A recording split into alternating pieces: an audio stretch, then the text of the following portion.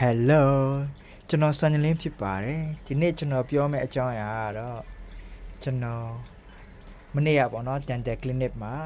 သွားနှစ်ချောင်းနှုတ်ခဲ့ရတဲ့အကြောင်းရင်းပေါ့နော် experience လေးကို sharing လုပ်ပေးမှာဖြစ်ပါတယ်ကျွန်တော် brace တက်တာ12လရှိပါပြီအရင်ကတော့သွားမနှုတ်ခဲ့ရပါဘူးအခုကတော့သွားနှစ်ချောင်းနှုတ်ခဲ့ရပါတယ်ဘာလဲဆိုတော့ကျွန်တော်သွားအောက်သွားအရှိထွက်နေလို့ပေါ့နော်နှုတ်ကိုနှုတ်ရမယ်ဆိုဆရာဝန်ပြောပဲတက်နာနဲ့နှုတ်ရတာပေါ့ကျွန်တော်ပြမယ်ကျွန်တော်ဟုတ်ကဲ့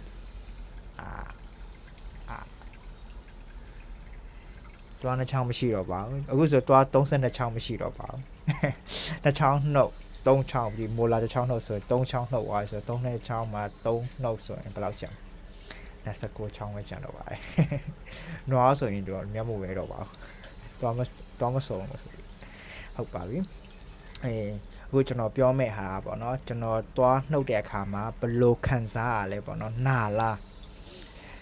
အဲ့ဒါလေးပြောပြမှာဖြစ်ပါတယ်နားတယ်ထင်လား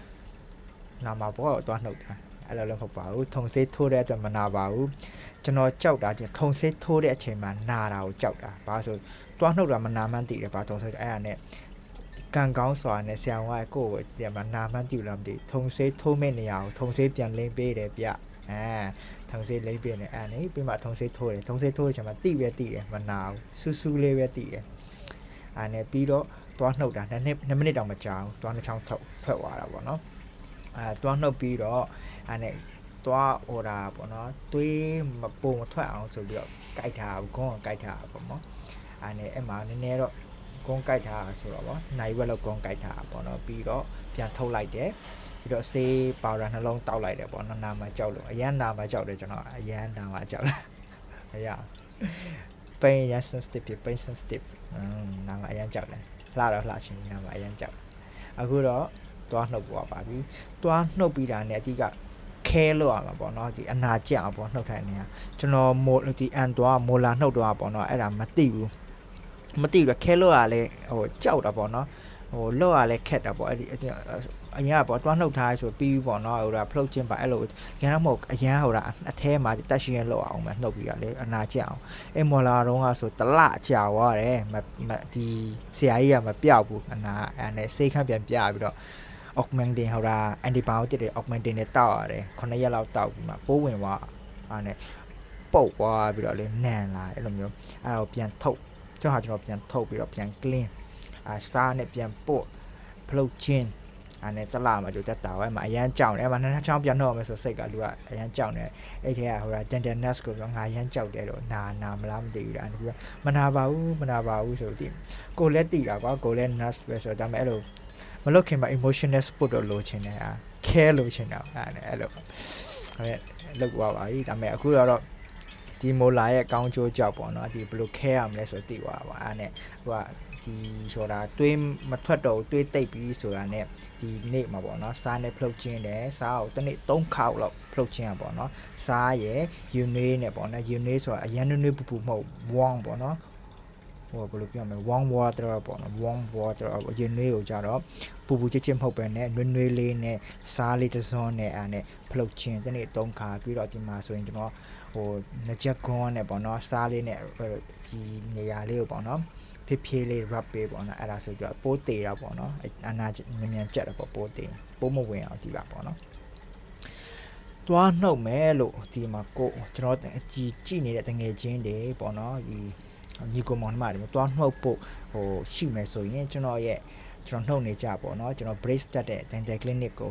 စင်ကာပူမှာရှိနေမယ်ဆိုရင်ပေါ့နော်အခြားနိုင်ငံတော့ကျွန်တော်မသိဘူးပေါ့နော်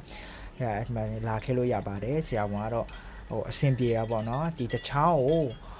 စင်ကာပူဒေါ်လာ120ကျပေါ့ကျွန်တော်နှစ်ချောင်းဆိုတော့240ကျပါတယ်ပြီးတော့ brace အကုန်လုံးဆိုဒီတစ်ခေါက်ဟိုဒါဟာလာကြော345.5ဒေါ်လာကျပါတယ်ဘာလို့ဆိုဒီ brace အတွက်က50တူယူတယ်ပြီးတော့ဒီအထက်ကဒီအယောင်လေးက rover လေးက88ယူတယ်ပြီးတော့ GST ဘာဆိုတော့300နဲ့45.5ကျပါတယ်နော်ပတ်ဆိုင်ရပေါ့လောက်ထားဆိုတော့ဖြောင်းရတာဖြောင်းတာမဟုတ်300တာပေါ့ဖြောင်းရတော့မပြောရအောင်နော်300အဲ့ပေါ့ ဟိုတကယ်လို့ဟိုတွားနှုတ်ချင်တယ်ဆိုရင်ဒီကျွန်တော်နှုတ်နဲ့ Tender Clinics ပေါ့နော် QNM ဒီ Woodland မှာပေါ့နော် Woodland branch မှာလာနှုတ်လို့ရပါတယ်ဆရာဝန်ကတော့နာမှာမကြောက်တဲ့ဆရာဝန်ကတော့ရန်ခဲလုပ်ပေးပါတယ်ဒီထုံဆေးထုံးမဲ့နေအောင်ထုံဆေးလိမ့်ပေးဆိုတော့နာမှာလုံးဝမကြောက်ပါနဲ့ဒါပေမဲ့နှုတ်ပြီးတဲ့အခါကျရင်ပေါ့နော်ဒီကွန်လေးကိုနိုင်ဝက်လောက်ကတ်ပေါ့နော်စရေးတော့မထွေးနဲ့ဖလုံးမချင်းနဲ့ပေါ့နော်ဘာလို့ဆိုသွေးတွေပိုအောက်ထွက်မှာဆိုစရေးပြန်မြူလို့ချလို့ရတာပေါ့နော်နိုင်ဝက်သွေးတိတ်တော့မှာပေါ့နော်ဒီ4-5နိုင်လောက်ကြာမှာပေါ့နော်ကိုဖလုတ်ချင်းပေါ့နော်သွေးတိတ်မှာဖလုတ်ချင်းပေါ့နော်ပြီးတော့အဲ့မှာအဓိကcrucial care အရန်ရေးကြည့်တဲ့ care သွေးတိတ်ပြီးမနေ့ဖန်ကြရင်စားနဲ့